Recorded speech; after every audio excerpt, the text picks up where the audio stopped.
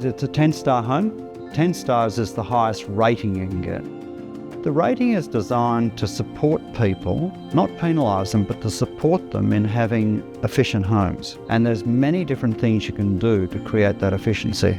The most important thing about this home is it's the physics of the home that give it its performance. How much mass is in the building, the vertical mass, wall mass, the floor mass, the relationship to the volume of air in the building, the volume of air in each room, the dimension of the rooms.